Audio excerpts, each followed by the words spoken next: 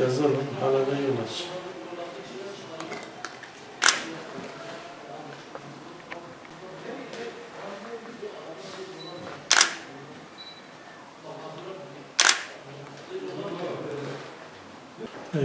Halep'te son malumunuz yaklaşık 44 veya 44-45 bin arasında tahliye olduğu muhasır altındaki insanlar araçlarla İdlib bölgesine getirildi.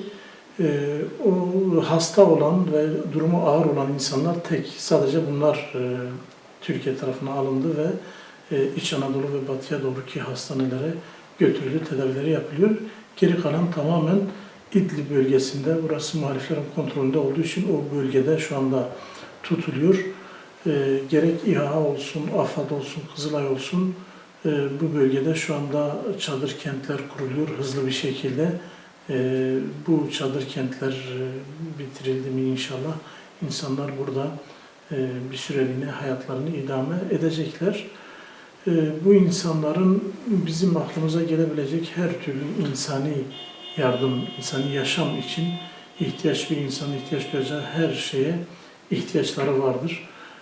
Biz evvela bir insanın ihtiyacı olan barınma şu anda ağırlıklı. Çünkü kış şartlarıdır, hava soğuktur bölgede, hatta zaman zaman kar yağışı oluyor. Dolayısıyla bunların barınma ihtiyacı önceliklidir. Onun için bu çadır kentler kuruluyor. Hatta biz İHA olarak bölgede şu anda köyler inşa ediyoruz. Normal yapılardan köyler, yani prefabrik değil ya da konteyner kent falan değil, köyler inşa ediyoruz. İnşallah bu köylerimiz yakında çok hızlı bir şekilde inşaatları şu anda devam ediyor. Tahliyelerden önceden biz bu çalışmalara başlamıştık. Çünkü bu tahliyelerin dışında da Suriye'nin değişik yerlerinden, Rakka'dan, Deir ez-Zor'dan, Haseki'den, her taraftan, Hama'dan, Humus'tan gelen insanlar var. Orayı biraz daha güvenli buluyorlar. Bu nedenle orada yani bir iç göç, yani biz muhacir dediğimizde sadece Suriye'den Türkiye'ye geçen değil, bir de kendi içinden, diyelim ki Urfa'dan, Diyarbakır'dan Malatya'ya ya da Ankara'ya öyle bir iç göç, müthiş bir iç göç vardır. Yerinde yuvasından olmuş. Dolayısıyla onun Suriye'de olması muhacir değil anlamına gelmiyor. Ta Deir ez-Zor'da işte 600 kilometre kalmış oraya gelmiş. Diğeri 500 kilometre kalmış buraya gelmiş. Ailesiyle buralarda ikamet ediyor. Bizler bu bölgelerde insani yardım faaliyetlerimiz hızlı bir şekilde sürüyor. Ama gerçekten daha fazla yardıma ihtiyaç vardır. Özellikle battaniye, kuru gıda, hijyen paketi, mama, süt, benzeri temel ihtiyaç malzemelerine ihtiyaç vardır. Bunların sıcak yemek olsun, ekmek olsun, bunlar Kilis ve Reyhanlı ofislerimizdeki, koordine merkezlerimizdeki dev fırınlarımızda günlük yaklaşık 3 tır un tüketiyoruz. Günlük 3 tır unu ekmeğe dönüştürüp bu bölgelere naklediyoruz. Sıcak ekmek olarak, sıcak yemek yine Kilis bölgesinde ve Reyhanlı bölgesinde yemekhanelerimizde yemekler yapılıyor. Bunlar kaplarla, tırlarla içeriye taşınıp bu yardımlar dağıtılıyor. Yani aklınıza gelebilecek her türlü dram var Suriye Savaşı'nda. 8 evladını yitiren anne babayla da karşılaşıyorsunuz.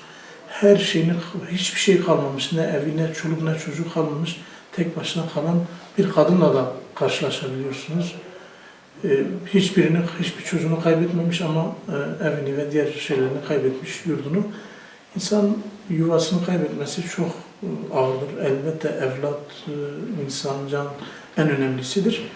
Ama bazen bir evladınızı kaybedersiniz ama barınacak bir yeriniz var. Onunla bir teselli olup orada kalıyorsunuz. Hele bir de evinizi, yuvanızı terk etmişseniz bu insanlar büyük travmalar geçirmiş.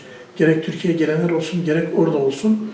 İnsanlarımızın buna anlayışla bunları karşılamalarını, ciddi bir empati kurmalarını, empatinin alası İslam'da vardır. Yani bir müminin başına, bir kardeşinin başına bir şey geldiğinde onun derdiyle dertlenmesini Allah Resulü bize söylüyor, bu empati kurmamızı.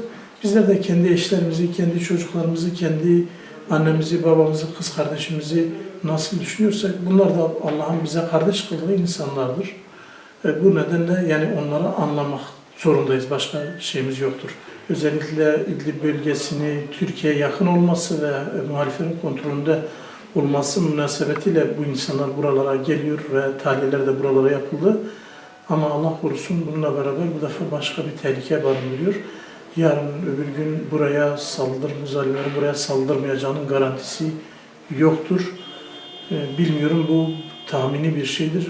Sanırım Türkiye bu yönde şu anda bir gayret sarf ediyor. Bu bölgenin en azından Halep gibi bir şey olmaması. Şu anda hepimizin en büyük yani hepimizi derinden üzen ve düşündüren bu kısmıdır. Yarın Halep'i de İdlib'i de Halep gibi kuşatırlarsa o zaman ne olur? Buna biz hazır mıyız? Oradaki insanlar hazır mı? İnanın hiçbirimiz bence hazır değiliz buna tam olarak. Buna ciddi hazırlıklar yapmamız lazımdır. Allah korusun oradaki dram Halep'in dramından daha beter olabilir yani. Bu insanlar masada kaybetmek istemezler. Bu kadar bedel ödedikten sonra her şeylerini bu defa masada kaybetmek istemezler. Gördüğümüz kadarıyla onlar bu konuda sanki Türkiye biraz güveniyorlar. Türkiye'nin bu konuda kendi onların haklarını savunabileceklerini düşünüyorlar diye düşünüyoruz.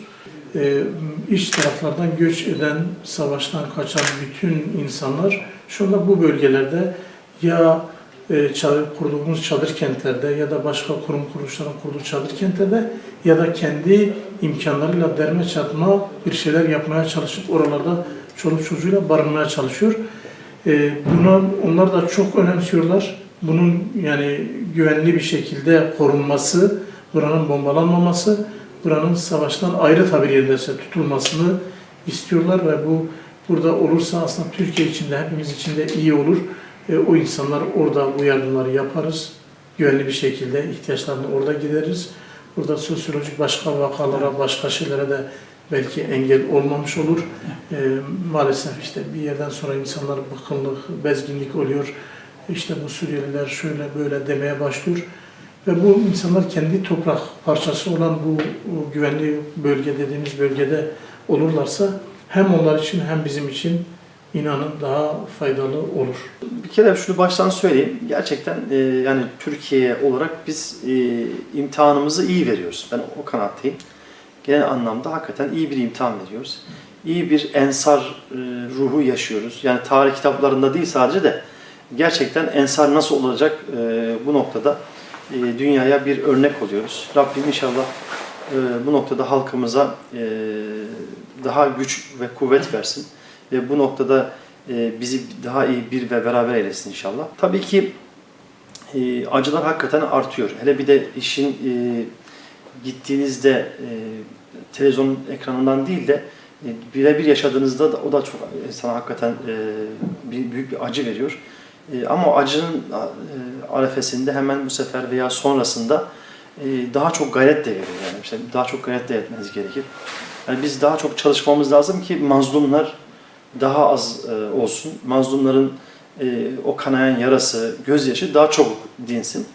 Bu anlamda da Diyanet İşleri Başkanlığı, Türkiye Diyanet Vakfı özel bir gayret gösteriyor. Efendim diğer yerlere işte Cenab-ı Mustafa'nın da çok iyi gayretlerimiz oldu. Bu sınır, işte Kilis mesela karşısında da gayretleri oldu. Fakat bu Halep hakikaten bizi daha böyle bir üzdü. Geçmişten kaynaklanan da bizim kanayan yaramızdı. Bu noktada Türkiye bir seferberlik yaptı. Bütün sivil toplum örgütlerimiz, işte İHA'sı, Kızılay'ıdır, efendim resmi olarak AFAD'ıdır. Gerçekten veya herhangi derneğimiz, vakıflarımız hakikaten şu anda oradalar. Allah hepsinden razı olsun. Gerçekten çok büyük imtihanlar geçiriyoruz ve çok da güzel birlik ve beraberlik yaşıyoruz. Bir bakıyorsunuz ki sınırın ötesinde işte efendim üzerinde değişik kıyafetleriyle farklı dernekler, efendim farklı efendim vakıflar, sivil toplum örgütleri, resmi söylem herkes beraber oradaki bir çocuğun efendim ayağındaki ayakkabı niye yok ve ne çabuk nasıl getiririz de bunun derdine düştü. Bu maksatla da büyük bir çaba var, büyük bir gayret var. Şimdi Diyanet Vakfı olarak da biz böyle organize olmuş yerler çok güzel gidiyor. Bir de ayrıca böyle Reyhanlı'nın karşı tarafında, yani İdlib'in de baktığı şeyden kuzeyi diye diyelim. O dağlarda hakikaten çok insan var. Yani acayip bir şekilde çok insan var. Ya az önce mesela Adana müftümüzü aradım. O şu anda oraya gitti. Mesela bizim o gittiğimiz yerde müthiş şekilde yetimler vardı. Şu anda onlara sobalar ulaşmak üzere. Şu an soba, yani 15 dakika önce aradım. İhsan diyor şu anda diyor sobaları getirdik diyor, işte getirdik çocuklara. Biz şu full öyle yanan şeyler bulduk, yani gaz sobaları bulduk. Dışarıdan getirttirdik falan. 2000 civarında. Onlar şu anda oraya dağıtılıyor. Çocukların ayaklarında şey yok. İşte kar yağmış mesela bir yerlere. O kar olmayan yerlere ağacın altına sığınmışlar. Öyle bir ki mesela o gece karanlığında belki de efendim işte o bomba korkusuyla gidebildikleri gitmişler. Yani ne kadar gidebildilerse gelmişler. İnşallah Rabbim yardım eder. Hem bize yardım eder ki bu yardım etme hissimizden vazgeçmeyelim. Daha fazla yardım etmek için bir gayret gösterelim. Belki şu hepimize, önce kendime söylemem gerekir. Yaptıklarımızı şu an unutalım da ne yapacaklarımızı düşünelim. Şu anda çünkü yapılanlar sadece belki bir merhem olabildi ama bundan sonra belki artık hastalıklar başlayacak. Çünkü hakikaten soğuk bir şey geçiyor. Biz belki burada sevindik, yağmur yağdı, kar yağdı, iyi oldu. İşte toprağımız bereketli, sevindik ama oraya gittim mesela, ben cumartesi günü gittim. Orada karı görünce çok üzüldüm yani. Şimdi baktım karın üstünde çocuklar falan, insan gerçekten çok zor anlar yaşıyor. Bu noktadan sonra ne yapabiliriz? Bunu düşünmek lazım. Dün de valimizin önderliğinde, Büyükşehir Belediyesi'nin önderliğinde hakikaten güzel yardımlar gitti. Sayın Valimiz ve belediye başkanlarımız, sivil toplum örgütlerimiz bu işi çok ciddiye alıyorlar. Biz buradan işte salı günü 2 minibüste 20 tane imamımızı buradan gönderdik. Din gönüllüsü diyoruz artık. Onlara imam da demiyoruz artık. Din gönüllüsü kardeşlerimizi gönderdik. Sabah gece 5'te gittiler. Saat 9 gibi sınıra vardılar. Sınırdan içeri girdiler. Hatta Halep'in 15 kilometre yanına kadar gittiler. O en uç noktadaki kamplara gittiler. Oradaki sıkıntıları gördüler. Oradaki insanlara Meryem olmaya çalıştılar.